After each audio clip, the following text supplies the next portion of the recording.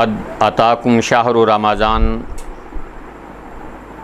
فشمروا لہ واحسنوا نیاتکم فیہ۔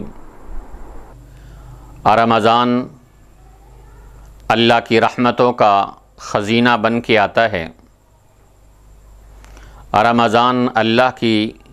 عنایتوں کا گنجینہ بن کے آتا ہے۔ رمضان کا مبارک مہینہ وہ ہے کہ جس کے طلوع ہوتے ہی حقیقت میں مسلمان کی خوش نصیبی کا اور اس کی کامیابی کا چاند طلوع ہو جاتا ہے، جس میں ہم نیکیاں کما کر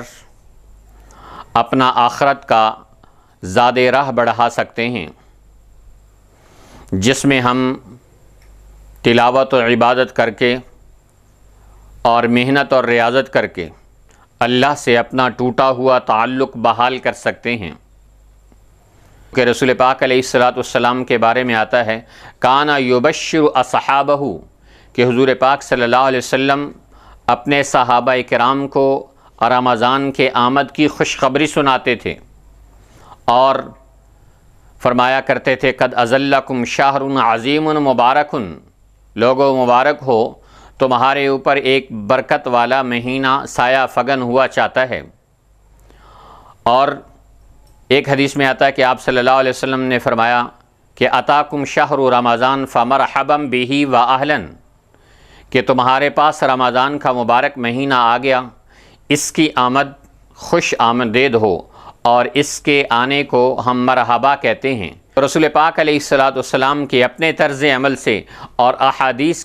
سے ثابت ہوا کہ ہر مسلمان رمضان کے ایک ایک لمحے کو قیمتی بنائے اور اس میں زیادہ سے زیادہ نیک اعمال کرنے والی کوشش کرے اور اپنے آپ کو نیک اعمال پہ جبرن لگانے کی کوشش کرے، تو یہ چند دن کی محنت اور مجاہدہ اس کو بہت بڑھا کر آگے لے جانے کا سبب اور ذریعہ بنیں گے۔ امام شافعی رحمۃ اللہ علیہ فرماتے ہیں کہ حسن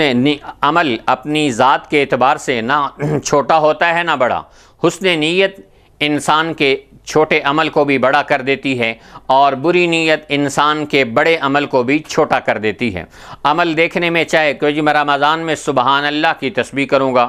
ایک تسبیح کرنے کی بھی اگر کوئی نیت کرے اور اسے وہ نہ تسبیح ہو سکے، اب نیت کے اعتبار سے دیکھنے کے اعتبار سے یہ عمل چھوٹا ہے لیکن نیت کے اعتبار سے یہ بہت بڑا عمل ہے۔ اس لیے ہر مسلمان بھائی اس کا اہتمام کرے گا کہ وہ زیادہ سے زیادہ وقت اپنا اللہ کی عبادت اور ریاضت میں اور قرآن کی تلاوت میں اور نیک کام کی دعوت میں اور دوسرے نیک اعمال میں گزارنے کی کوشش کرے گا، تو اس نیت پر بھی اس کو اجر و ثواب ملے گا۔ حدیث میں آتا نیت المؤمن خیر من عملہ، مسلمان کی نیت بعض اوقات اس کے عمل سے بھی بڑھ جایا کرتی ہے۔ یوں آتا ہے روایات میں کہ دوزخ والے کافر جب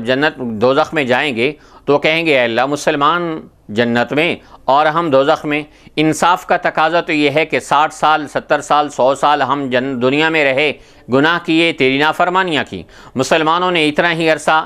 تیری فرمانبرداری کی۔ اس کا تقاضا تو یہ ہے کہ 60 سال 100 سال